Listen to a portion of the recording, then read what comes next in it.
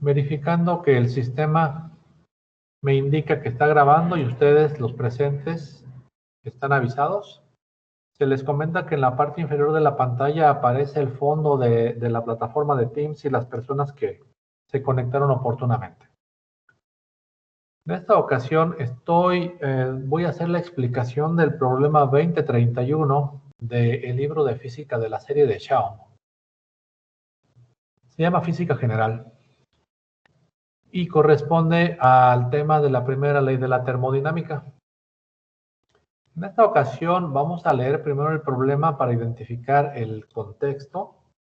Es el problema 2031. Todos podrán identificar en este momento que tengo una estructura de un texto para el problema y luego una estructura de 3 columnas. La primera de ellas va a ser para identificar los elementos analíticos del texto. Quizás continuemos en ella ya haciendo algún planteamiento. Y las 2 columnas, la del medio y a la derecha, son para darle solución mediante un procedimiento. Entonces dice lo siguiente.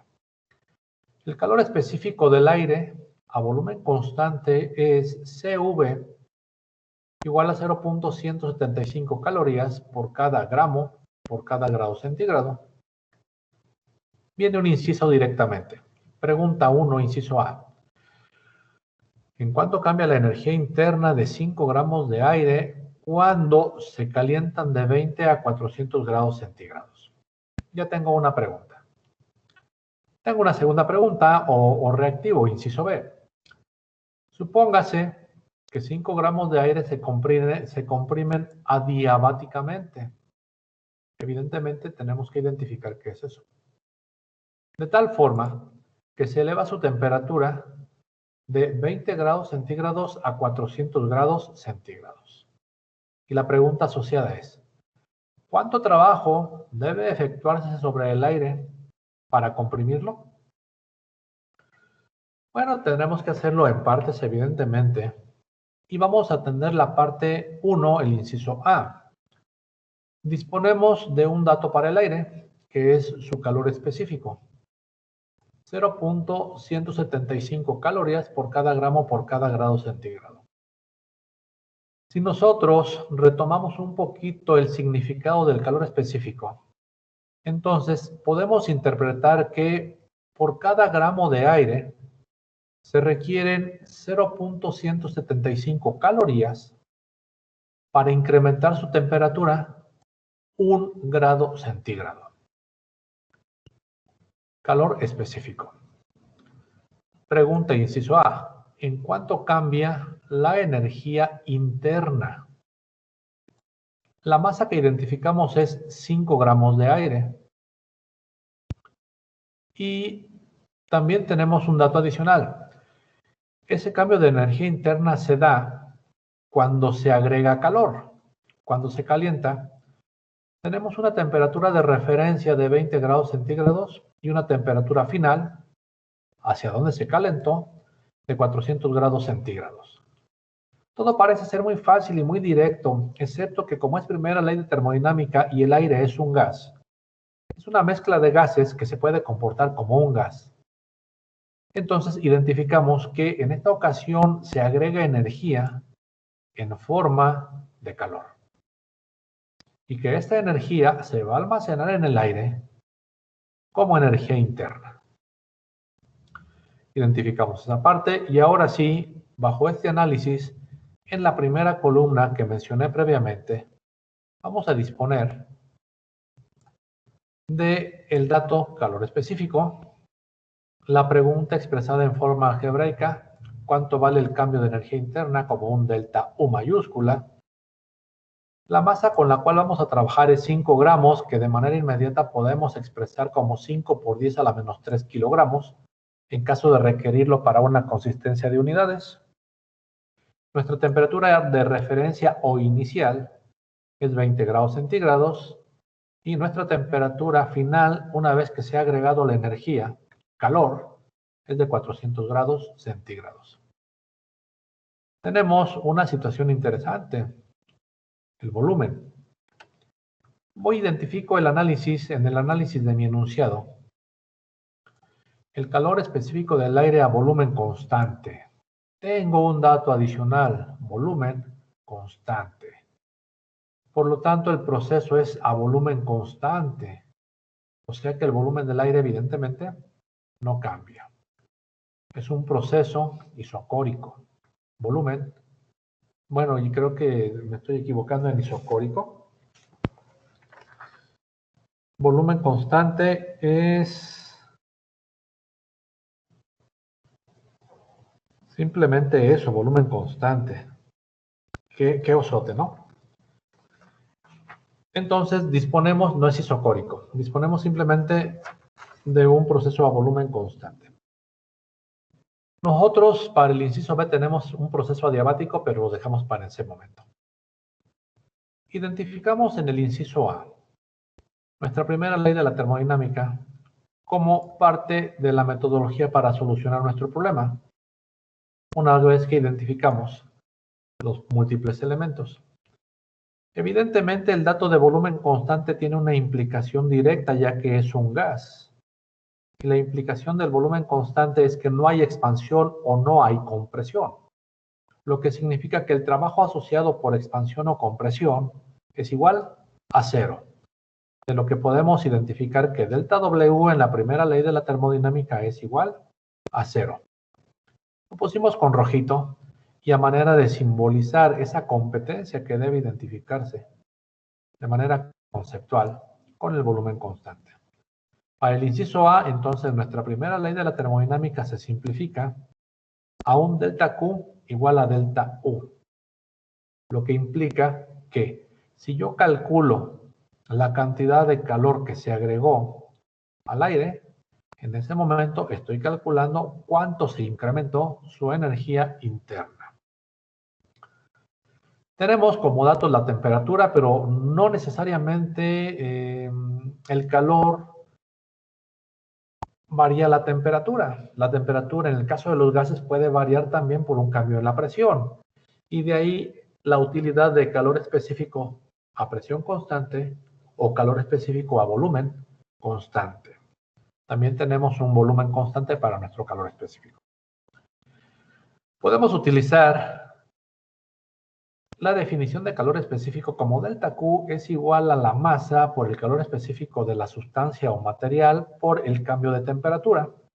Y aquí sí ya tenemos una expresión donde directamente la temperatura se asocia con el calor. Ya que disponemos de todos los elementos para hacer el cálculo, pues no nos queda más que hacer una sustitución básicamente directa de esos elementos de masa, 5 gramos, calor específico 0.175 calorías sobre grado centígrado, y nuestro delta T, observe que puse el 400 menos el 20 dentro de un paréntesis para no duplicar el símbolo de grados centígrados a manera de ejercicio algebraico. Hacemos nuestro delta Q como un cálculo y resulta que mi delta Q es igual a 332.5 calorías. Si verifico de acuerdo a nuestro procedimiento, donde nuestro último paso es verificar contra una referencia válida los resultados obtenidos a través de un procedimiento rigurosamente seguido, podemos comparar que el libro de Shaw nos sugería 333 calorías. Evidentemente, este punto 5 se debe a las políticas de redondeo que el propio libro expresa en sus indicaciones al principio del mismo. Pasemos ahora al inciso B. En el inciso B nos dice lo siguiente: suponga que tenemos 5 gramos de aire y que estos 5 gramos de aire se comprimen. Desde el momento en que decimos comprimir, el volumen va a disminuir, lo que significa que la presión va a incrementar, ya que la masa de aire va a permanecer constante.